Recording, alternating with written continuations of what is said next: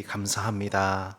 하나님 오늘 수요 복음 마침을 통해 다시 한번 너희에게 말씀 앞에 설 수 있도록 인도해 주셔서 감사드립니다. 하나님 아버지 딱딱하고 지루하게 느껴진 너희에게 말씀이 참으로 금과 은보다 귀하며 또한 꿀송이보다 단 하나님의 말씀으로 경험할 수 있도록 축복해 주시니 감사드립니다. 하나님 아버지 이 너희에게 말씀을 통해 구약의 이스라엘 백성들에게 말씀하고자 하셨던 하나님의 기쁘신 뜻이 무엇인지를 저희로 발견케 도와주시고 이 말씀이 죽은 말씀이 아니라 지금 우리에게 말씀하시는 주의 음성으로 받을 수 있도록 역사하여 주시옵소서. 간구하오니 우리 한 사람 한 사람에게 학자의 혀와 제자의 귀 무엇보다 깨닫고 순종하는 겸손한 마음을 허락하여 주시옵소서. 오늘도 성령 하나님께서 저희와 함께 하심을 감사드리고 주 예수 그리스도 이름으로 기도했습니다. 아멘. 자, 레위기 11장 보겠습니다. 레위기 11장 1절부터 보겠습니다. 자, 우리 한 절씩 교독하시면서 좀 긴 절이지만 쭉 보겠습니다.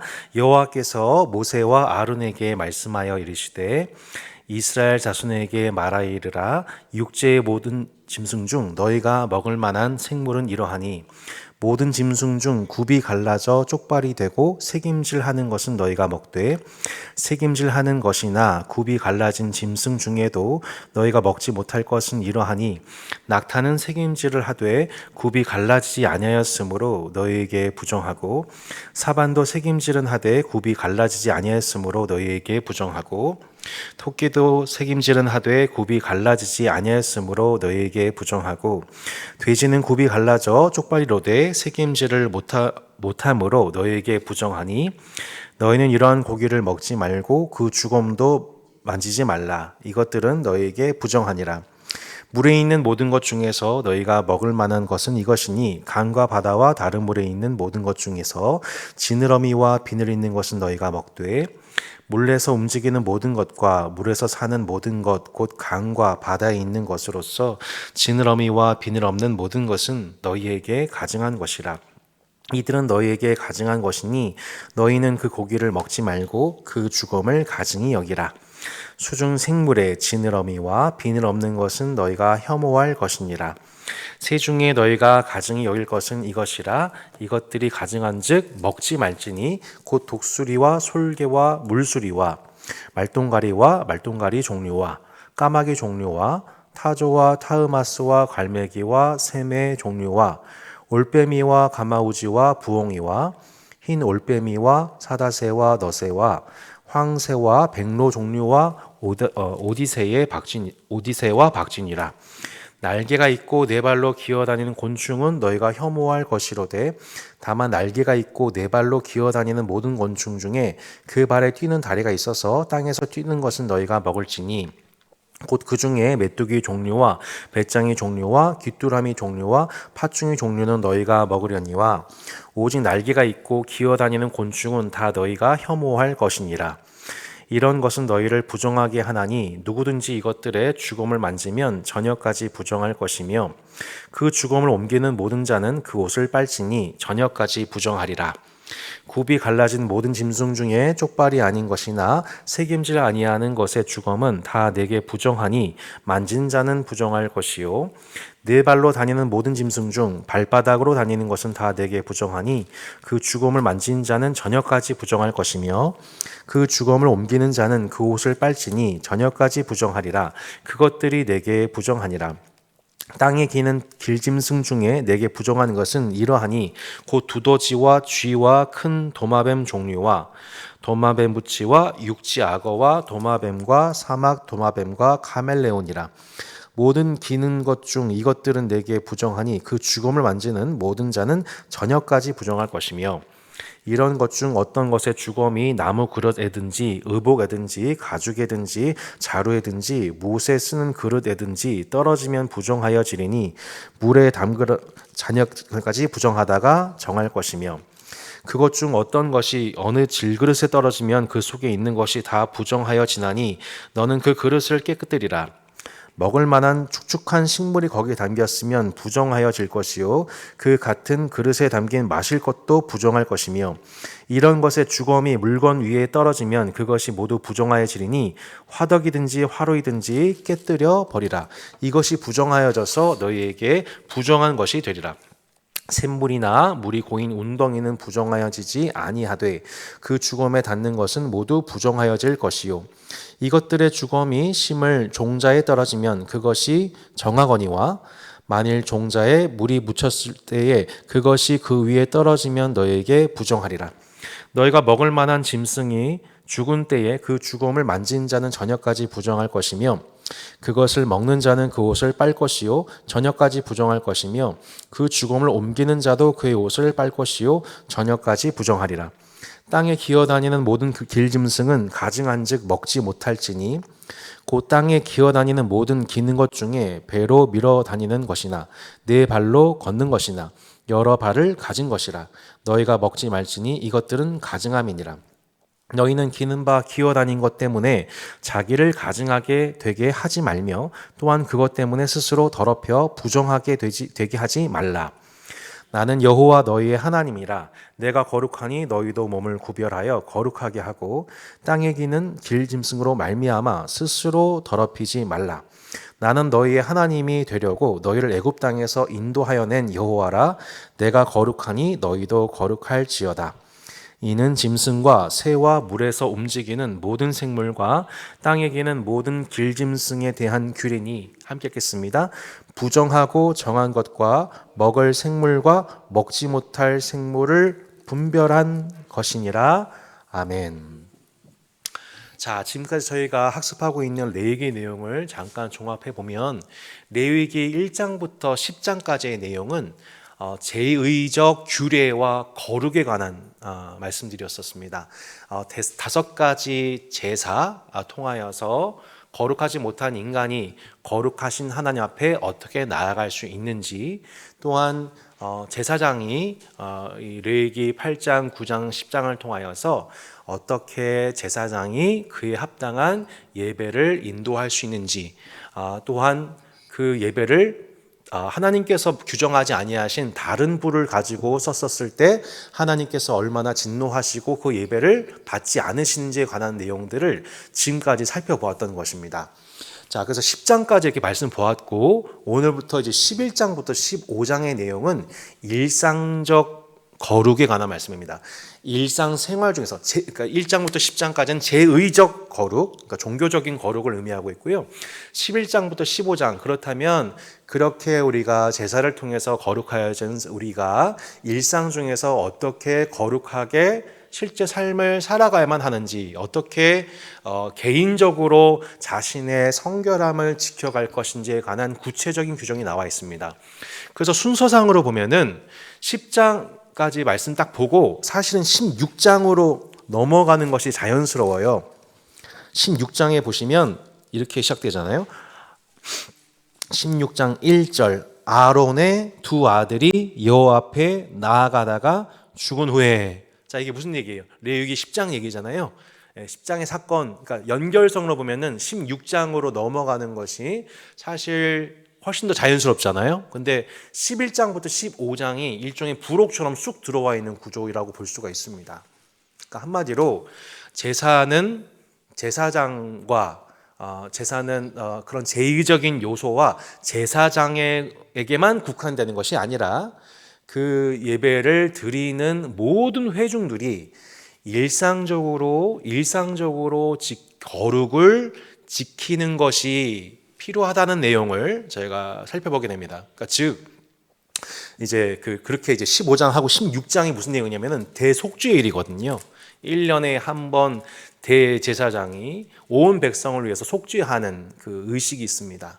그래서 1장부터 10장 그리고 바로 16장을 건너뛰게 되면 백성들은 그냥 수동적인 존재로서 그렇게 하나님이 제사를 주셨고 제사장이 1년에 한 번 그렇게 예배를 인도해서 우리의 모든 죄가 용서를 받으면 되는구나 라고 우리가 매우 손쉽게 이것을 생각하지만 그것이 아니라 이스라엘의 모든 백성들은 제사장이 스스로를 성결케 하는 것처럼 이 모든 예배자들, 이스라엘의 모든 예배자들이 삶 속에서 그렇게 내가 거룩하니 너희도 거룩하라고 하신 주님의 부르심에 따라 일상 속에서 우리가 거룩하기 위해서 노력해야 한다, 성결해야 한다, 정결해져야 한다는 것을 성경은 분명히 가르치고 있습니다. 그래서 박스에서 보듯이 1번에서 보듯이 11장부터 15장의 내용은 이스라엘 백성들이 실제 일상 중에서 생활 중에서 어떻게 스스로를 정결해야 하는지 성결해야 하는지를 보여주는 여러 가지 샘플들입니다. 매우 생활적인 얘기예요. 그래서 11장 얘기가 음식 얘기입니다. 네, 정결한 음식과 부정한 음식을 구별하여서 하나님 앞에 거룩하라라고 하는 말씀입니다. 그래서 이제 또 새로 오신 분을 위해서 레위기 11장의 압축 요약 말씀만 보면 그게 이제 44절로 47절인 거예요. 나는 여호와 너의 하나님이라 내가 거룩하니 너희도 무엇을 구별합니까? 자, 몸을 구별하여 거룩하게 하고 땅에 기는 길 짐승으로 말미암아 스스로 더럽히지 말아라. 음식 문제로 스스로 더럽히지 말아라. 나는 너희의 하나님이 되려고 너희를 애굽 땅에서 인도하여낸 여호와라. 내가 거룩하니 너희도 거룩할지어다. 이는 짐승과 새와 물에서 움직이는 모든 생물과 땅에 기는 모든 길짐승에 대한 규례니 부정하고 정한 것과 먹을 생물과 먹지 못할 생물을 분별한 것이니라. 육지 짐승, 물고기, 새, 곤충 이 총 4가지 종류 중에 하나님 보시기에 정한 것과 부정한 것, 먹을 만한 생물과 먹지 못할 생물 이렇게 구변하여서 이 말씀에 순종함으로 이스라엘이 하나님과 같이 자신의 거룩함을 지킬 것에 관해서 말씀하고 있는 것을 보게 됩니다. 참고 구절로 레위기 20장 한번 보시겠습니까? 레위기 20장. 자, 레위기 20장에 보시면요. 22절부터 보겠습니다. 레위기 20장 22절부터입니다. 너희는 나의 모든 규례와 법도를 지켜 행하라. 그리하여야 내가 너희를 인도하여 거주하게 하는 땅이 너희를 토하지 아니하리라. 이제 가나안 땅을 의미하죠. 너희는 내가 너희 앞에서 쫓아내는 족속의 풍속을 따르지 말라. 이제 가나안 족속들이 이스라엘이 가나안 들어가면서 쫓겨나게 되지 않습니까?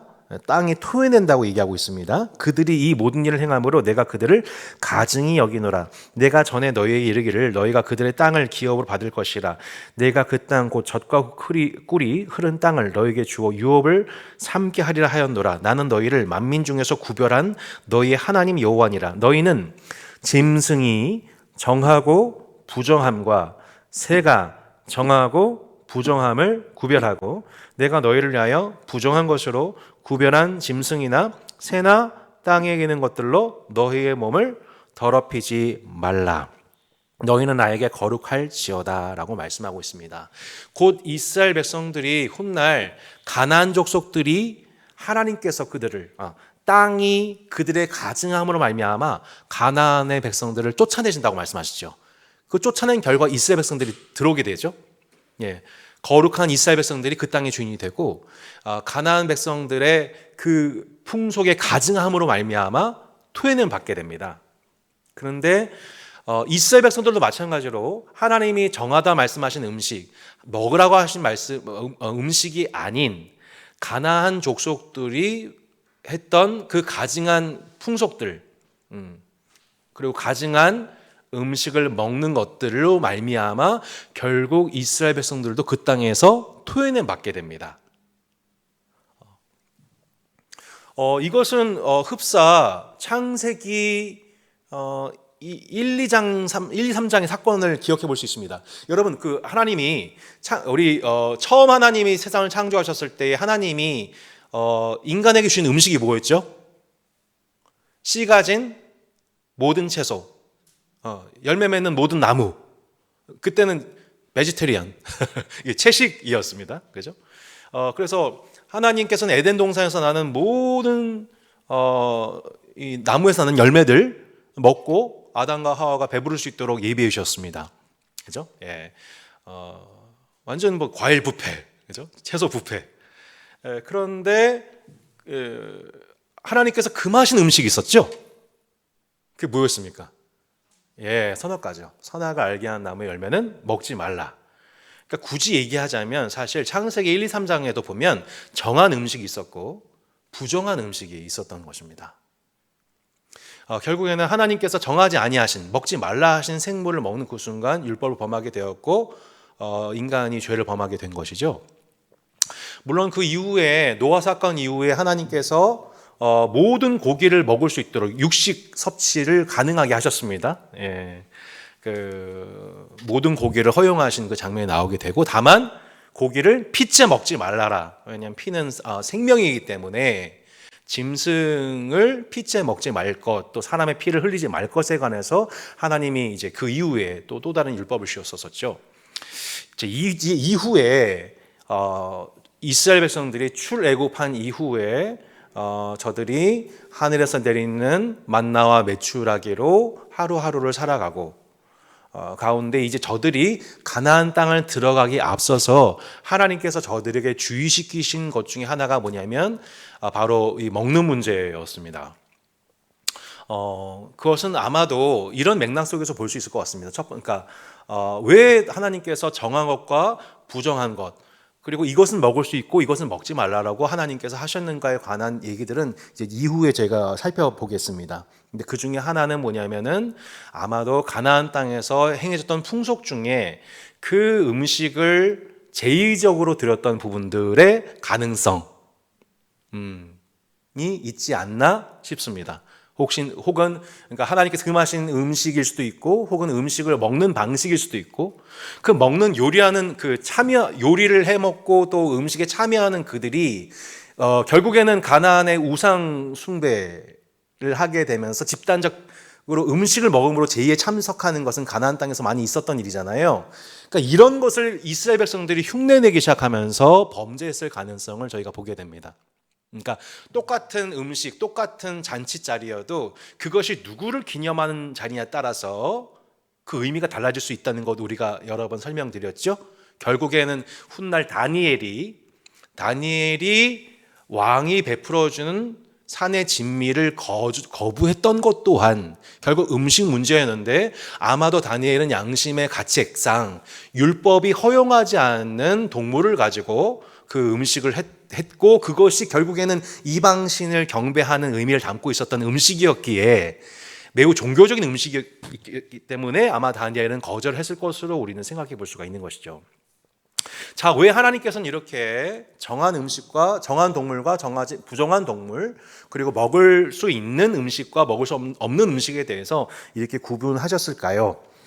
오늘 그 질문을 가지고 함께 쭉 살펴보려고 합니다.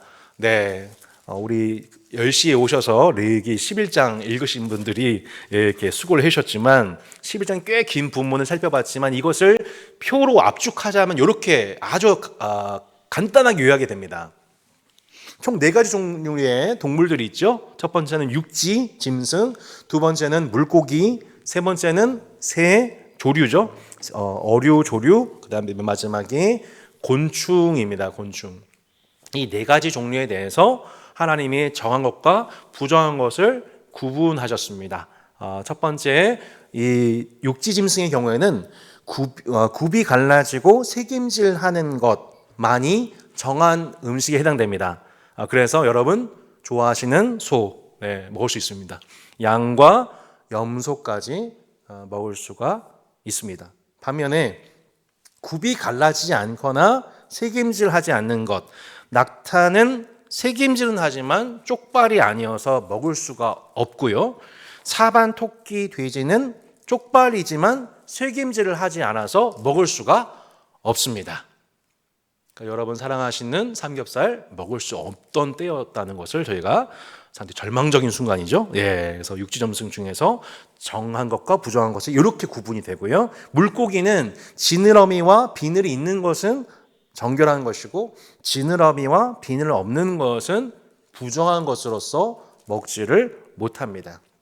새는 매우 아주 소수만 먹을 수 있었는데 비둘기가 대표적인 것이고, 나머지 명단 여러분 보시면 13절부터 쭉 보시면 독수리, 솔개, 물수리 우리 뭐 물론 먹어본 적도 없지만 이렇게 말똥가리 종류와 까마귀, 타조, 타흐마스, 갈매기, 새매, 올빼미, 가마우지, 부엉이, 흰 올빼미, 기타 박쥐까지 해서 이렇게 먹지 말라 이렇게 나와 있는 것을 한 20가지 종류의 새를 먹지 말라 하고 있습니다.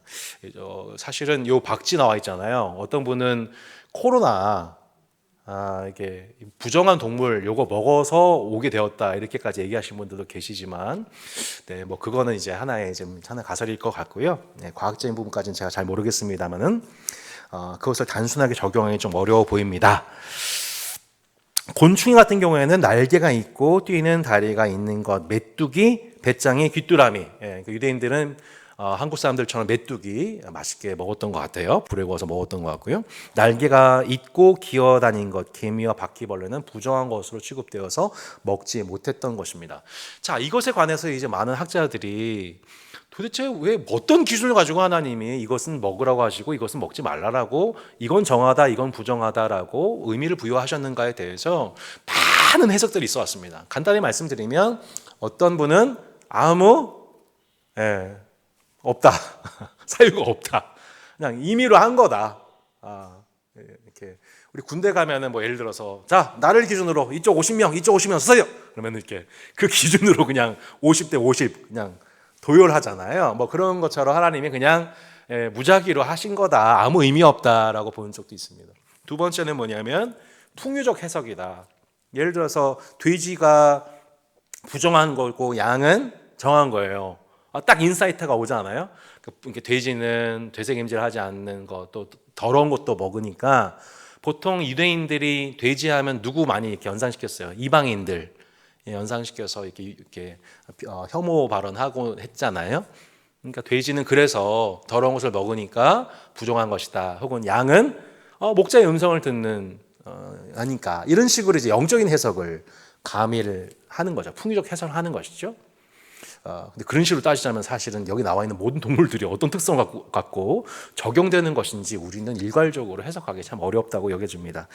어떤 이는 윤리적 해석을 적용해서 피를 먹는 것을 금지하고 있기 때문에 이렇게 했다라고 하는데, 이것도 조금 논리적인 연관성이 바로 적용하기 좀 어려울 것 같아요. 네 번째는 부정한 동물 중에서 이방 제사에 사용된 것들이 있어서 그거를 금지했을 것이다라고 보는 것인데, 제가 아까 말씀드렸지만 가나안 땅에서 행해지는 그런 제사와 관련해서 그 제사가 이방 신에게 드려졌던 제사였기 때문에 그것을 하나님께서 미리 경계하시고 일부 동물에 대해서 적용하실 수도 있었겠다 여겨집니다.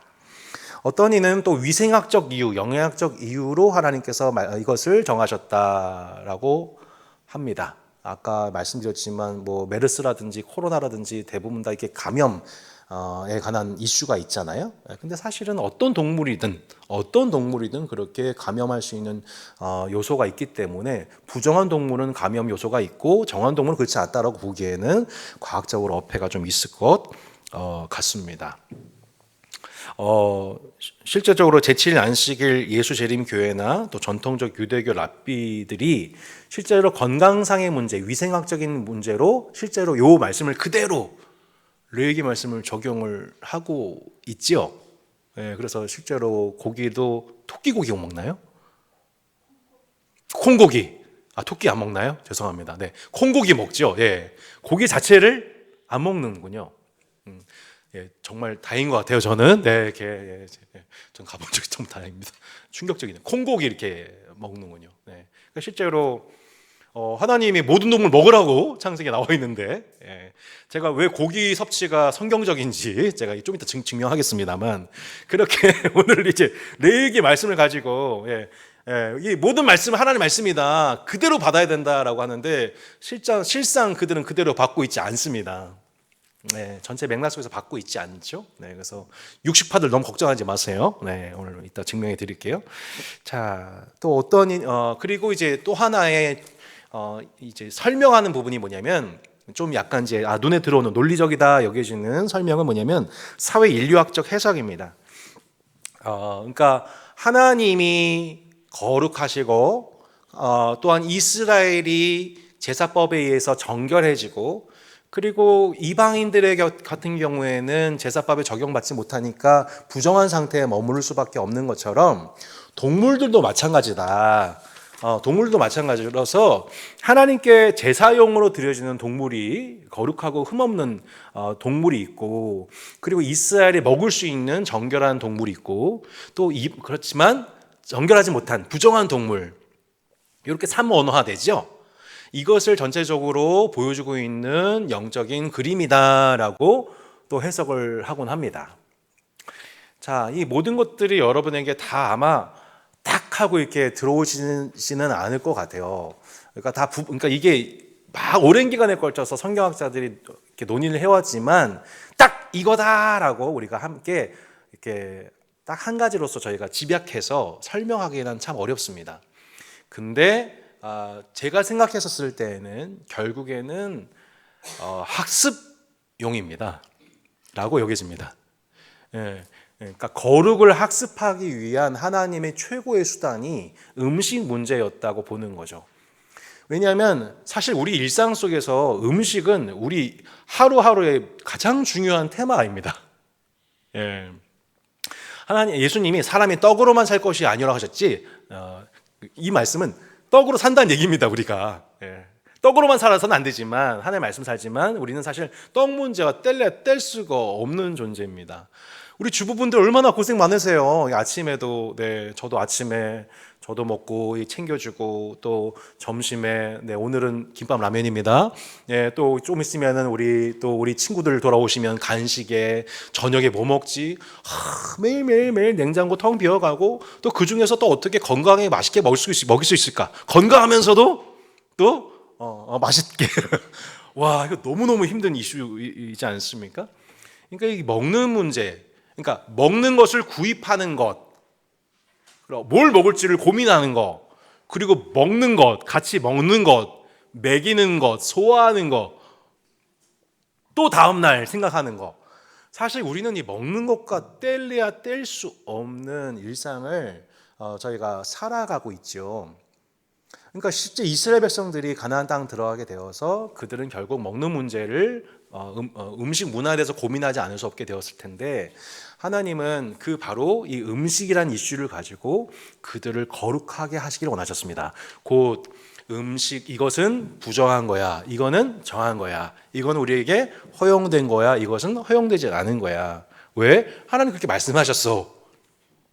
그래서 사냥할 때에도 그냥 내가 잡고 싶은 동물, 저 돼지 있다 하면서 이렇게, 나 삼겹살 좋아해 해가지고 내가 원하는 음식 해가지고 돼지를 잡을 수가 없어요. 왜냐하면 하나님 말씀에 돼지는 새김질하지 않기 때문에 먹지 말라고 나와 있기 때문에, 내가 하고 싶은 대로 하고 싶어도, 내가 먹고 싶은 대로 먹고 싶어도 안 돼요. 뭐 먹어야 돼요? 소 먹어야 돼요. 염소, 양 잡아야 돼요. 그걸로 만족해야 해요. 그러니까 계속 우리의 어떤 욕심과 욕망에 의해서 계속해서 달려가는, 그러니까 인간의 가장 큰 본능이 무엇입니까? 맛있는 거 먹는 거잖아요. 전쟁이 일어난 이유가 뭐예요? 난 저 사람이 맛있는 거 먹는데 나는 왜 못 먹어? 이게 인간의 가장 깊은 큰 본능이래요. 하나님께서 그렇게 이스라엘 백성들에게 먹는 것을 통해서 저들에게 내가 하고 싶은 대로, 내가 먹고 싶은 대로, 내가 사고 싶은 대로 하는 것이 아니라, 하나님 말씀에 규정이 나와 있어. 계속 뭘 묵상하는 거예요? 레위기 11장을 묵상하면서 이건 잡아도 돼, 이건 구입해도 돼, 이건 안 돼, 이건 먹어도 돼, 이건 먹어도 되잖아. 모든 기준이 다 하나님의 말씀에 있도록. 그래서 1년 365일 하루 24시간, 하루 3끼를 계속 하나님 말씀 중심으로,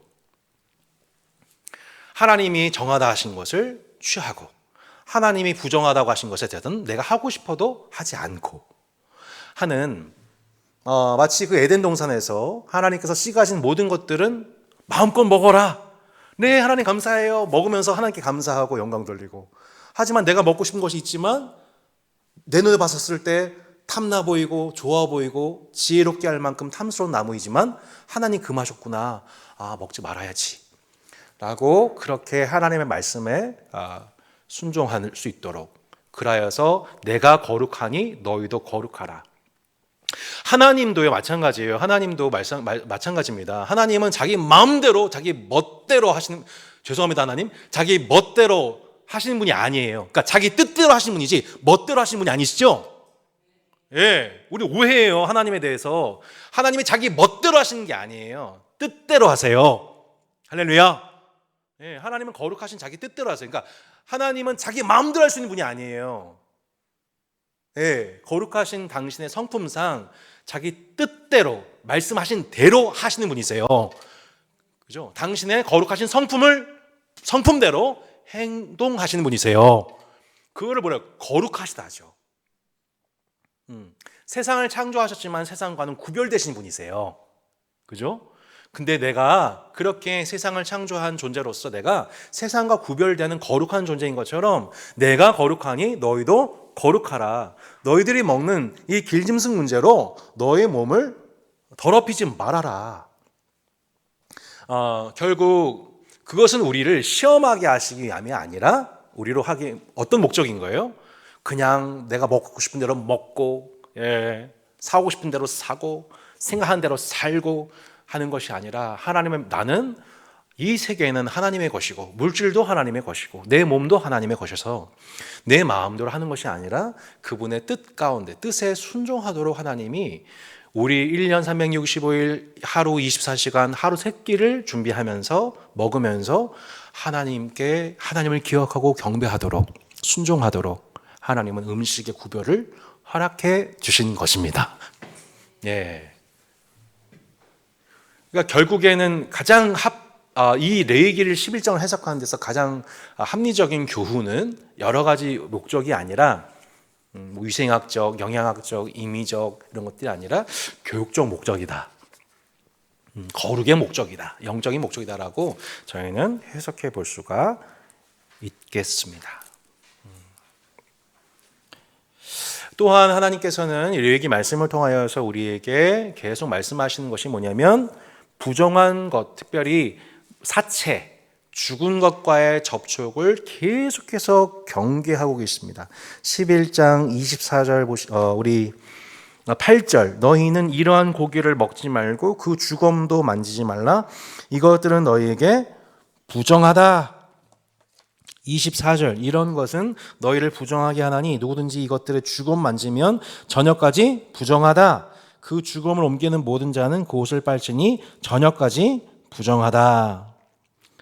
31절 32절 모든 기든 것 중 이것들은 내게 부정하니 그 주검을 만지는 모든 자는 저녁까지 부정할 것이며 이런 것 중 어떤 것의 주검이 나무 그릇에든지 의복에든지 가죽에든지 자루에든지 무엇에 쓰는 그릇에든지 떨어지면 부정하여지리니 물에 담그라. 저녁까지 부정하다가 정할 것이며 그것 중 어떤 것이 어느 그릇에 떨어지면 그 속에 있는 것이 다 부정하여지나니 너는 그 그릇을 깨뜨리라. 먹을 만한 축축한 식물이 거기에 담겼으면 부정하여질 것이요 그 같은 그릇에 담긴 마실 것도 부정할 것이며 이런 것의 주검이 물건 위에 떨어지면 그것이 모두 부정하여지니 화덕이든지 화로이든지 깨뜨려 버리라. 이것이 부정하여져서 너에게 부정한 것이 되리라. 샘물이나 물이 고인 웅덩이는 부정하여지지 아니하되 그 주검에 닿는 것은 모두 부정하여질 것이요 이것들의 주검이 심을 종자에 떨어지면 그것이 정하거니와 만일 종자에 물이 묻었을 때 그것이 그 위에 떨어지면 너희에게 부정하리라. 너희가 먹을 만한 짐승이 죽은 때에 그 주검을 만진 자는 저녁까지 부정할 것이며 그것을 먹는 자는 그 옷을 빨 것이요 저녁까지 부정할 것이며 그 주검을 옮기는 자도 그의 옷을 빨 것이요 저녁까지 부정하리라. 그러니까 생명이 없는 것, 곧 죽은 것과 접촉하게 되는 순간 그것이 사람이든 물건이든 무엇이든 부정하여져서 그것을 해결해야 된다. 그것을 희귀해야 한다. 저녁까지 부정한 상태로 머물러서 격리되어야 한다. 라는 것을 말씀하고 있습니다. 뭐 예를 들어서 우리도 마찬가지죠. 생명이 없는 것. 여러분 우리가 하나님께서 우리에게 주신 문화라고 하는 선물이 있습니다. 그런데 그 문화에도 생명이 있는 것이 있고 생명이 없는 것이 있습니다. 그래서 어떤 드라마를 보고 어떤 영화를 보면은 우리의 영혼이 새로워지고 그 생명에 대한 사랑, 사람에 대한 긍휼, 또 정의에 대한 정의와 공의에 대한 사랑, 막 이런 것들이 막 우리는 막 회복이 돼요. 그 문화와의 접촉을 통해서, 그 작가와의 만남을 통하여서. 또 우리가 어떤 사람 만나게 돼도 그런 영향을 받아요. 어떤 사람 만나게 되면은 내 안에 막 사랑과 생명과 평화와 지혜가 막 샘솟게 돼요. 주님 만난 듯한 막 그런 것이 이제 우리가 영향을 받게 되면 그 영향이 나와 접촉하는 모든 자들에게 미치게 되죠. 여러분, 그 은혜가 충만하길 바랍니다. 예, 우리 교제가 그러하길 바라요. 그런데 어떠한 문화는 그 영향의 문화적 접촉하는 그 순간 그 문화가 담지하고 있는 세계관, 사람의 생명을 경시하고 훼손하고 또 하나님께서 세우신 공의와 정의의 질서를 무너뜨리고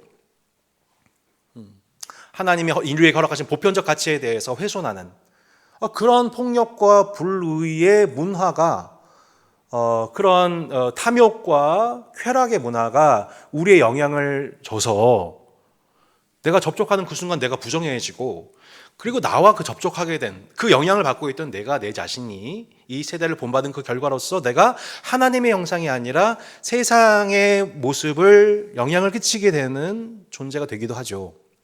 예, 실제로 우리가 삶 속에서도 그러한 영향을 받고 있었을 때 우리가 스스로를 격리하거나 단절하거나 때로는 침묵하거나 기도의 자리로 나아가야 된 이유가 바로 거기에 있는 것 같아요. 그렇게 해서 성경에서는 그렇게 부정한 것과의 생명 없는 것에 대해서 경계할 것. 그러니까 이스라엘 백성들도 마찬가지였겠죠. 막 사냥하면서 동물들, 저기 염소 있네. 하면서 이렇게 잡으러 가는데 가다가 보니까 뭐가 있어요. 막 이렇게 돼지 사체가 있는 거죠. 이렇게 죽어 있는 사체를 나도 모르는 사이에 밟을 수가 있는 거잖아요. 그러니까 일상 중에서 계속 뭘 경계해야 되는 거예요. 생명이 없는 문화와의 접촉. 유튜브 막 보다가 처음에는 그냥 좋은 프로그램 보려고 했다가 하다 보면 막 알고리즘에 의해서 계속 부정한 문화, 거짓된 뉴스, 음란한 영상, 폭력적인 행동, 막 이런 것들이 막 필터되지 않은 것들이 막 들어오게 될 때에 그것들이 뭐예요? 우리 일상 속에서 우리가 검증되지 않고 필터링 되지 않은 그 생명이 없는 것들과의 접촉 가능성이 발생이 되는 거잖아요. 우린 사실 은연중에 그런 영향을 참 많이 받습니다.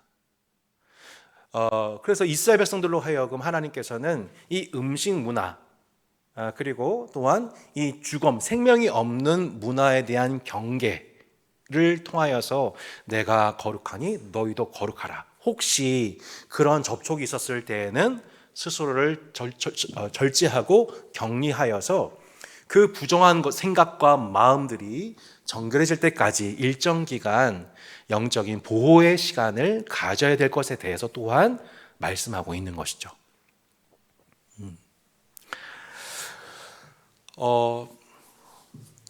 이 음식법에 관한 규정을 통해서 결국 하나님께서는 음식법에 관한 규정 그리고 사체, 죽은 생명과의 접촉을 절제하는, 경계하는 말씀을 통하여서 하나님은 그들의 몸을 거룩하게 하시기를 원하셨습니다. 내가 거룩하니 너희도 거룩하라. 사도 바울이 이것을 그러므로 형제들아 내가 하나님의 모든 자비하심으로 너희를 권하노니 너희 몸을 하나님이 기뻐하시는 거룩한 산제사로 드리라. 이는 너희가 드릴 영적 예배니라. 너희는 이 세대를 본받지 말고 오직 마음을 새롭게 함으로 변화를 받아 하나님의 선하시고 기뻐하시고 온전하신 뜻이 무엇인지 분별하도록 하라. 분별하여 행하도록 하라. 이렇게 말씀하고 있거든요.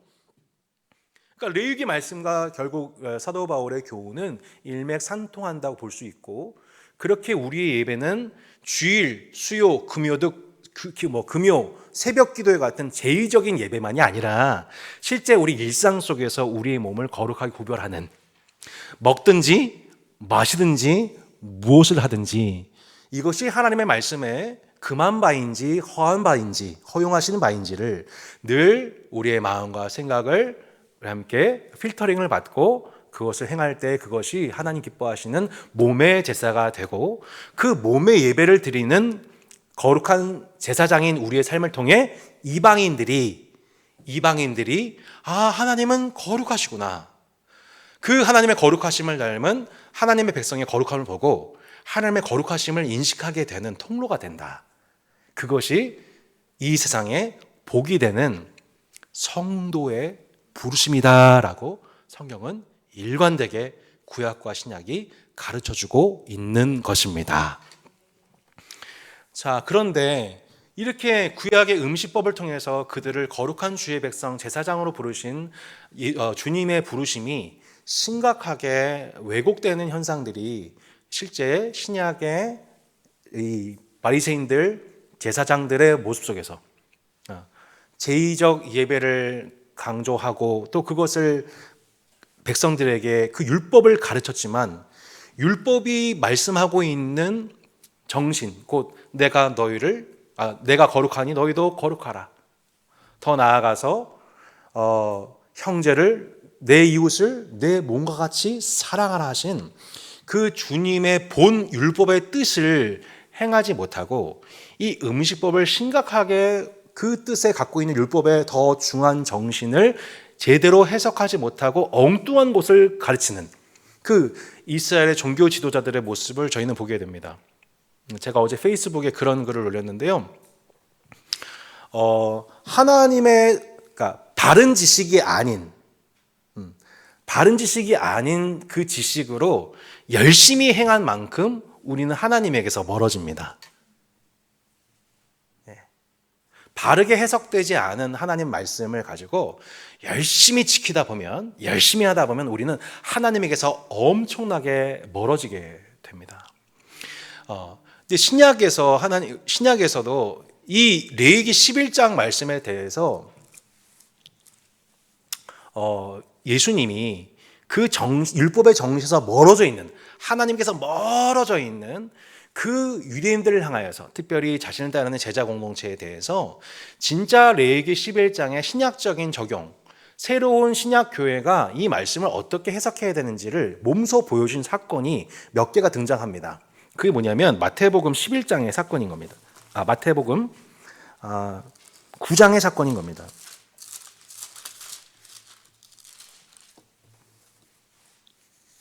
9장 9절로 13절에 보시듯, 자, 마태복음 강의 때 나왔던 부분인데요. 자, 여러분 어떤 사건인지 눈으로 한번 보실래요? 이제 예수님이 세관에 있는 마태를 부르셔서 나를 따르라 제자로 부르신 사건이죠. 그때 10절에 보시듯 예수께서 마태의 집에서 앉아 음식을 잡수실 때 많은 세리와 죄인들이 와서 예수와 그의 제자들과 함께 앉았더니 바리새인들이 보고 그의 제자들에게 이르되 어찌하여 너희 선생은 세리와 죄인들과 함께 잡수시느냐 이렇게 말씀하고 있습니다. 레위기 11장의 이 말씀을 비롯해서 유대인들이 우리는 하나님의 백성이야 라고 스스로를 공인하고 자부했던 세 가지가, 첫 번째가 바로 음식법입니다. 두 번째가 안식일입니다. 세 번째가 무엇이죠, 여러분? 할례입니다. 그러니까 이방인들과 구원받지 못한 이방인들과 더불어서 우리는 하나님의 백성이야 라고 하는 표징을 그들은 어디서 삼았냐면 거룩한 백성, 제사장 나라, 하나님의 소유됨에서 본질을 찾은 게 아니라 이 세 가지 외적인 것에서 찾았습니다. 그게 뭐예요? 음식법, 안식일, 할례죠. 그래서 우리는 음식법, 하나님이 우리에게만 주신 음식법을 지킴으로 우리는 하나님의 백성이야. 우리는 할례를 받았으니 하나님의 백성이야. 우리는 안식일을 지킴으로 하나님의 백성이야. 여러분, 출애굽 구원이 먼저입니까? 율법 수요가 먼저입니까? 출애굽 구원이 먼저죠? 우리가 출애굽 구원을 받았으므로 율법이 주어졌죠? 율법을 지킴으로 구원받은 것이 아니지요. 그런데 이스라엘 백성들이 이제 뭘 자랑하기 시작하냐면 출애굽 구원이 먼저라는 것을 잊어버리고 자신들에게는 율법이 주어졌으므로, 자신들에게는 할례가 있으므로, 안식일을 지킴으로, 음식법을 수행함으로 우리는 거룩하다, 우리는 구원받은 백성이다 라는 것을 자랑하기 시작했던 것입니다. 근데 그 바리새인들이 보기에 예수님은 이단하죠. 예수님이 지금 무엇 하고 있습니까? 그 음식법 규정을 받지 못한 자, 곧 세리 마태와 그 세리들의 공동체, 창기들의 공동체가 함께 한 자리에 모여서 식사를 하고 있네요. 여러분, 세리는 어떤 사람입니까? 이스라엘 백성들 중에서 목자, 의사, 그리고 목자, 의사, 세리, 창기 등 대표적으로 하나님의 말씀으로 구원받지 못한 자, 부정한 자들의 대표격들입니다. 예. 왜냐하면 부정한 자와 접촉하잖아요. 부정한 동물과 접촉하잖아요. 예. 의사가 당신 그랬었어요. 충격적이게도. 그러니까 이런 사람들은 또 이 목자들은 이방인과 접촉 많이 한단 말이에요. 밖에서 외곽에서 일하다 보면. 그러니까 이런 사람들은 다 부정한 자예요. 그리고 세리는 말할 것도 없죠. 예, 세리는 아주 부정한 자죠. 근데 그 세리의 집은 어때요? 세리가 그 집에 들어갔으니 어떻게 해요? 그 집은 부정하잖아요. 식탁은 어떻게 해요? 말할 것도 없죠. 근데 그곳에 예수님이 들어가셔서 그 부정한 자와 더불어서 부정해진 음식을 먹었단 말이에요. 예, 그러니까 당시 기준을 보면은 예수님은 완전히 이단아인 거죠. 지금 예수님이 지금 뭘 말씀하고 있는 걸까요? 이게 나중에 조금 더 말씀 볼까요? 예수님이 마가복음 7장에서 하나님 나라의 새로운 음식법 기준을 이렇게 말씀을 하세요. 7장, 마가복음 7장이죠. 무리를 다시 불러 이르시되 너희는 다 내 말을 듣고 깨달으라. 자, 이게 지금 조금 더 맥락을 봐야겠는데요. 2절에 보시면 그의 제자 중 몇 사람이 부정한 손, 곧 씻지 아니한 손으로 떡 먹는 것을 봤어요. 예, 저희 집에서도 자주 봐요. 예, 제가 가끔 이렇게 집에서 들어오자마자 막 뭘 먹어요. 그러면은 자매님께서 손 씻었어? 운전하고 손 씻었어? 늘 물어보십니다. 그렇게 정죄를 받죠. 그런 것처럼 3절에 보시면 바리새인들과 모든 유대인들은 장로들의 전통을 지키어 손을 잘 씻지 않고서는 음식을 먹지 아니하며 또 시장에서 돌아와서도 물을 뿌리지 않고서는 먹지 아니하며 그 외에도 여러 가지를 지키어 오는 것이 있으니 잔과 주발과 녹그릇을 씻음이러라. 이에 바리새인들과 서기관들이 예수께 묻되 어찌하여 당신의 제자들은 장로들의 전통을 준행하지 아니하고 부정한 손으로 떡을 먹나이까?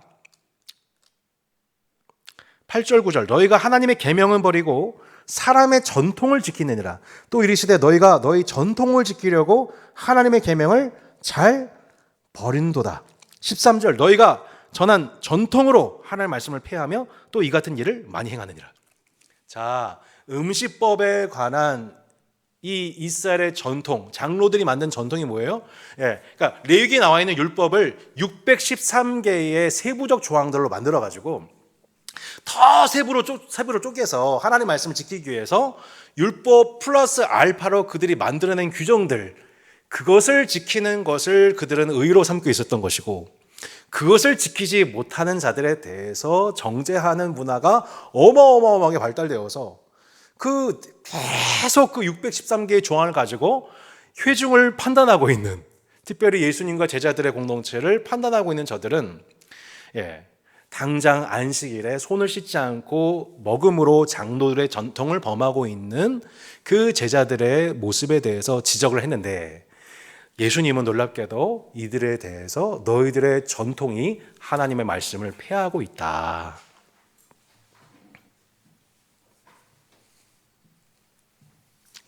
너희들은 그것이 너희들을 더럽게 한다라고 해석하고 있다. 실제로 레위기 11장에서는 그 음식이 부정한 음식을 먹거나 부정해진 사체를 만들면 그 외부의 것이 우리를 더럽게 하는 것에 대해서 주님은 분명히 거룩하기 위해서 교육적 목적으로 이것을 우리에게 분명 말씀하셨습니다. 본래 의도는 내가 거룩하니 너희도 거룩하신 말씀을 학습 교육받도록 하기 위함이었습니다. 그런데 이제 이들은 그 본 목적은 잊어버리게 되고 외적으로 이 말씀을 전통을 지켜서 자신들의 의의 수단으로 전락시키는 우를 범하게 됩니다. 이것이 예루살렘 종교의 치명적인 약점이 됐습니다. 암덩어리가 되었습니다. 이런 부분들이 한국 교회에 들어와서 이것이 우리도 마찬가지로 이 전통이 하나님의 말씀을 폐하고 있는 부분이 없는지를 우리는 살펴봐야 합니다. 예수님은 진짜 하나님께서 말씀하시는 정한 것과 부정한 것을 이렇게 그 본질을 이렇게 말씀하고 계십니다. 14절부터 15절 무리를 다시 불러 이르시되 너희는 다 내 말을 듣고 깨달으라. 무엇인지 밖에서 사람에게로 들어가는 것은 능히 사람을 더럽게 하지 못하되 사람 안에서 나오는 것이 사람을 더럽게 하는 것이라. 20절 또 이르시되 사람에게서 나오는 그것이 사람을 더럽게 하느니라. 속에서 곧 사람의 마음에서 나오는 것은 악한 생각 곧 음란과 도둑질과 살인과 간음과 탐욕과 악독과 속임과 음탕과 질투와 비방과 교만과 우매함이니 이 모든 악한 것이 다 속에서 나와서 사람을 더럽게 하느니라. 당시 이스라엘의 영적 지도자들이 겉을 깨끗하게 하는 것, 계속 겉을 신경 쓰는 거죠. 예배당을 깨끗하게 하고 치우고, 깔끔하다.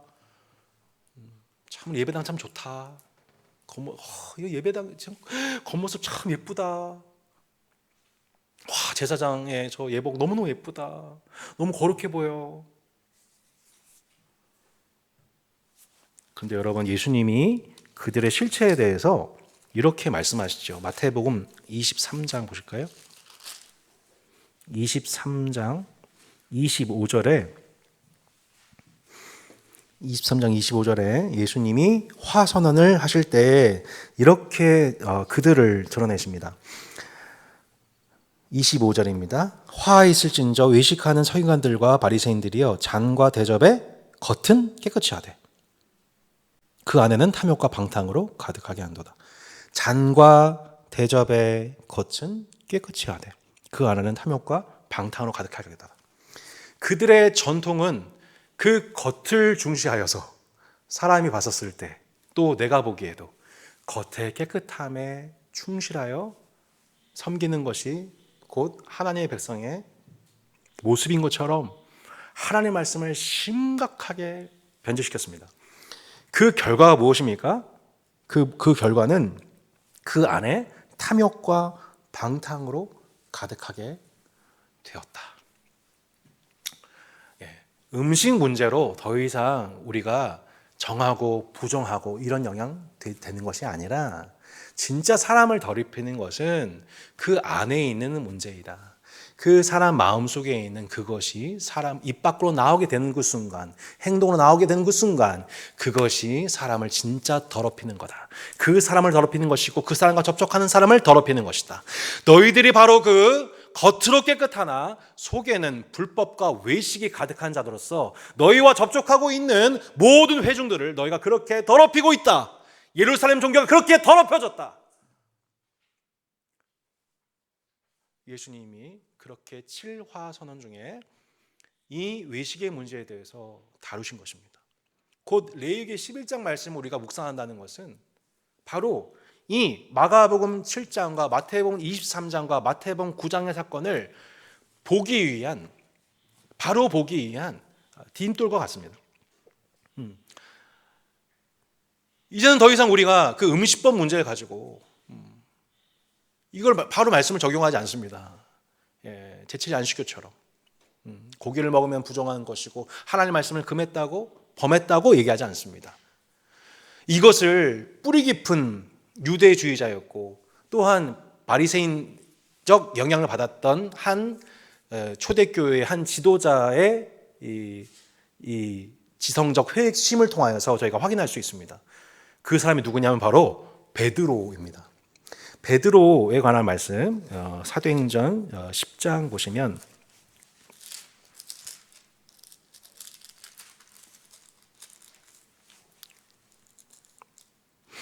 자, 10장 중요한 말씀 한번 볼까요?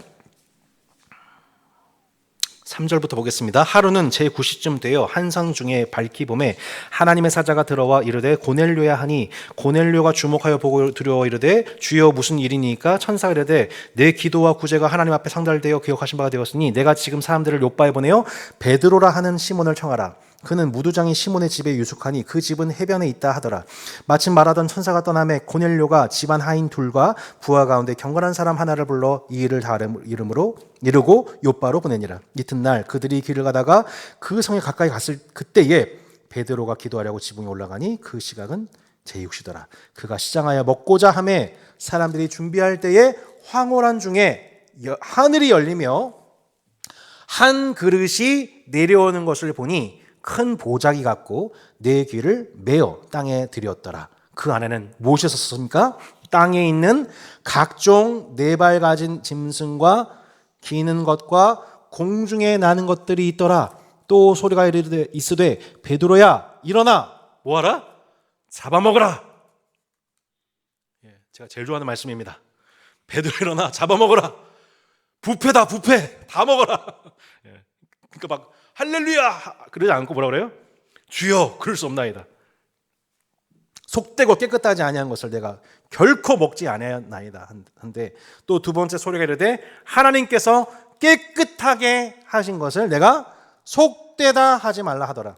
이 일이 3번 있은 후 그 그릇이 곧 하늘로 올려져 가니라. 지금 레위기 11장에서 나왔던 부정하다고 언급되었던 그 모든 내용들, 음식법에 관한 규정이 완전히 철폐되는 순간입니다.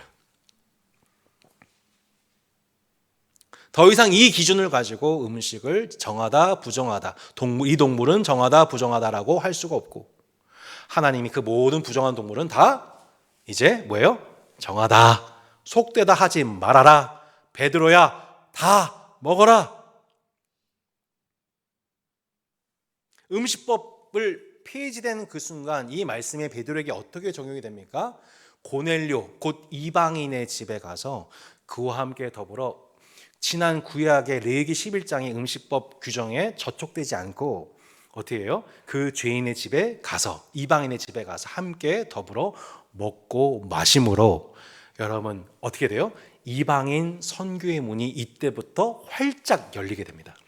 오순절에 유대인들에게 제자 공동체에게 120문도에게 성령 강림이 임하셨던 것처럼 고넬료와 온 집안에게 성령의 임하심을 보게 되었고 이것을 예루살렘 교회에 보고하여서 이방인도 예수 믿고 세례를 받더라. 당시 그 유대인들 중에서 보수주의자들이 어떻게 이방인 집에 가서 밥 먹을 수 있어? 라고 베드로를 책망했었을 때 아니 이방인도 예수님 믿음으로 성령을 받던 것을 내가 보게 되었다라고 보게 한 순간 사람들이 다 잠잠게 되었고 아 그렇구나 음식법 규정이 폐지가 되었구나라는 것을 깨닫게 된 것입니다. 이후에 사도행전 15장에 보면은 또 한 번의 예루살렘 종교회의가 열리게 되었는데 그때 어떤 규정이 임하게 돼요? 그래 좋다. 이방인들이 예수님 믿고 하나님 백성 된 거 좋다. 하지만 이들도 할례를 받아야 된다. 유대인 우린 것처럼. 그때 15장에서 야고보 사도가 어떤 결정 내려요? 이 멍에를 하나님께서 주시지 않은 멍에를 이방인에게 메워서는 안 된다라고 규정을 내리게 되면서 이 이방인의 할례 의식도 이것도 주님이 폐하셨다. 안식일은 자연스럽게 어떻게 돼요? 이렇게 주일로 바뀌게 되고 하면서 결국에는 이 기독교가 탈유대교 구약에서 말씀하고 있는 참 말씀의 정신을 진짜 회복하는 장자적 사명을 이 기독교가 초대교회가 받게 되는 것을 저희가 보게 되죠.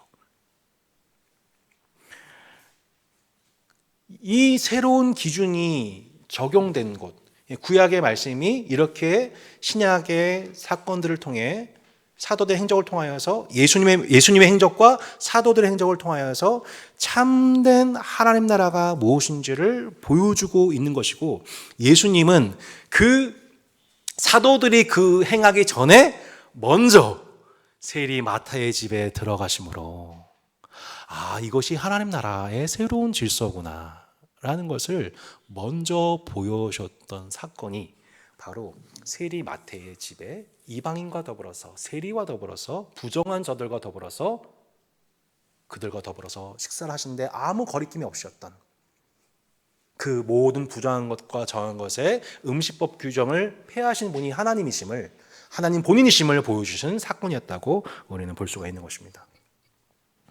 그러니까 이 기준이 열리게 되었을 때여야 초대교회에 뭐가 열리게 돼요? 선교가 열리게 된 거예요. 그 전까지는 이방인들한테 갈 수가 없어요. 뭐 때문에? 음식법 규정 때문에. 그들과 교제할 수가 없어요. 대화를 나눌 수가 없어요. 이방인들에게 지금 어떤 성령의 역사가 일어나는지를 볼 수가 없어요. 계속 베드로의 마음을 붙잡고 있는 게 뭐예요? 장로들의 유전, 전통, 유대주의, 율법주의. 예수 믿는 지 지금 3년 넘었고 성령까지 받았는데 못 넘어가는 거예요. 그게 오직 성령이 너에게 임하시면 너희가 권능을 받는다. 이게 뭐예요? 문화적 장벽을 뛰어넘을 거다. 권능 받는 게 무슨 뜻이라고 말씀드렸어요? 문화적 장벽을 뛰어넘게 될 거다. 그래서 너희가 예루살렘, 유대, 사마리아 땅까지 나가게 될 거다. 그 말씀대로 성령이 오셨는데 여전히 베드로는 이 뜻을 알지 못하고 있다가 마침내 베드로의 그 장로들의 유전에 묶여있던, 유대주의에 묶여있던 세계관이 활짝 열려지게 되는 그 환상의 사건을 통해 음식법 철폐됐구나, 새로운 세상이 열렸구나, 이제는 이방인과 더불어서 함께 먹고 마시고 함께 교제하는 모든 예수 믿는 모든 자들이 함께 그 안에서 한 가족 되는 세상이 열렸구나. 이게 초대교회의 너무너무 중요한 해석이었던 거예요. 이게 유대교를 넘어버리는 거죠.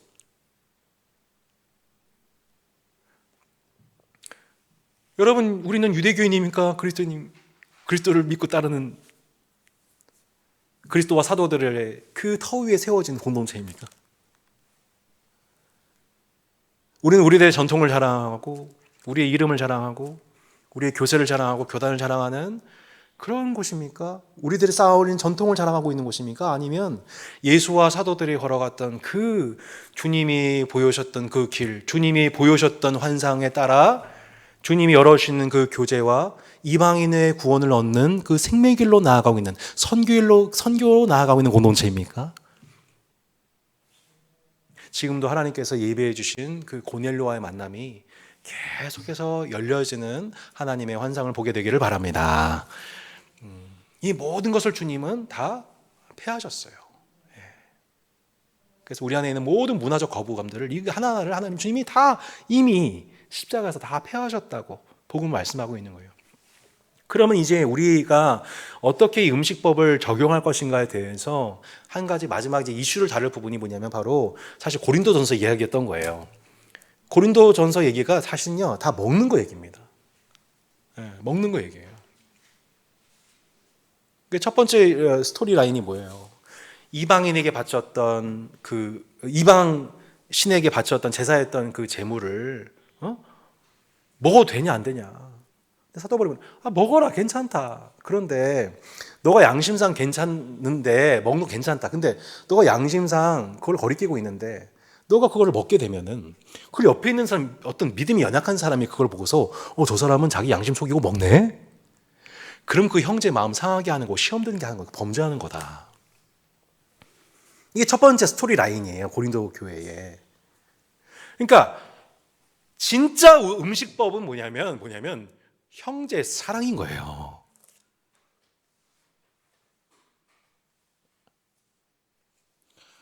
믿음이 연약한 형제이든 이 공동체의 형제를 보고서 그 형제의 유익을 생각하여서 우리가 음식에 참여하는 것, 음식을 준비하는 것, 배려하는 것, 사랑입니다. 이게 진정한 신약의 음식법이에요. 먹든지 마신지 무엇인지 하나님의 영광을 위해서 하고 형제의 믿음을, 형제의 유익을 섬기는 것이 신약의 음식법입니다. 할렐루야. 예, 신약의 음식법이에요, 이게. 하나님의 영광을 위해서 먹는 것, 마시는 것 다 좋아요. 무엇인지 하나님의 영광을 섬길 수 있어요. 더불어 형제의 유익을 위해서, 형제의 건강을 위해서, 형제의 신앙을 위해서. 때로는 사도 바울이 되게 충격적인 얘기 하잖아요. 내가 만약에 내가 먹는 것 문제로 말미암아 형제를 실족하게 하는 것이면 난 영원히 고기 안 먹을 거야. 내가 의망신에게 드렸던 그 식사로 인해서 내가 먹는 모습을 보고서 믿음이 연약한 자가 어떻게 사도 바울 저거 먹을 수 있어? 라고 시험 들게 하면은 그건 죄니까 난 안 먹을 거야. 실제로 몇 년 전에 좀 죄송합니다만 개고기 논쟁이 있었습니다. 예, 목회자들 사이에서. 목회자들 중에서 애호가들이 많으시거든요. 죄송합니다. 예. 전 먹냐고요? 나중에 말씀드리겠습니다. 이제 먹으면 안 되죠. 이제 법적으로 안 되죠. 예. 근데 이제 이게 법적인 문제가 없었을 때 한 목사님이 뭐라고 하셨냐면은 난 실제로 나는 좋아했지만 성도분들 중에서 이 펫을 키우고 살아가는 강아지를 키우고 하신 분 중에서 마음에 어려움이 있는 분이 단 한 분이라도 계시면 나는 안 먹는 게 맞다고 생각한다. 그게 맞는 거죠.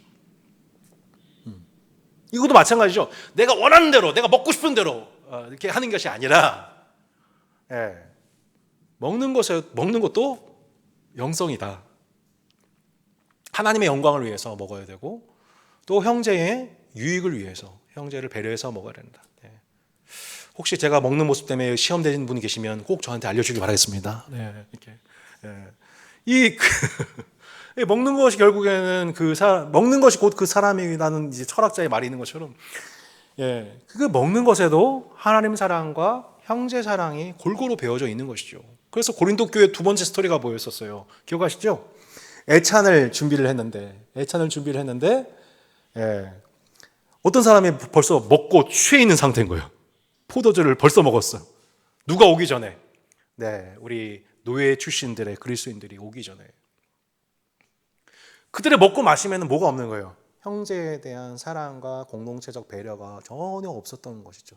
결국 음식 문제로 인해서 공동체가 뭘 하게 됐어요? 성찬이 깨지게 됐어요. 성찬하려고 모였는데 애찬 때 다 깨져버렸어요. 먹는 문제로. 아니, 성찬이 주님을 먹고 마심으로 우리가 하나 된 것을 기념하는 그 자리인데 그 먹고 마시는 문제 때문에 형제를 시험되게 해서 공동체가 분열된다니까요. 그러니까 결국에는 이 신약의 음식법이라고 하는 것은 다른 것이 아니라 주님이 우리에게 계신 새로운 기준, 곧 하나님을 사랑하는 것, 그리고 형제를 내 몸과 같이 사랑하는 것을 음식에도, 식사에도, 외식에도, 식사 함께 섬기는 그 모든 것에도 담을 때 여러분 그것이 하나님께 영광이 되고 형제에게 유익이 될 것이고 내가 거룩하니 너희도 거룩하라 하신 주님의 뜻대로 우리가 주님의 거룩한 자녀들로 성결하게 되는 것이 바로 이 음식법에 있다는 것을 기억하시고 여러분 삶에 적용할 때 많은 은혜와 열매가 충만하시기를 축복합니다. 우리 함께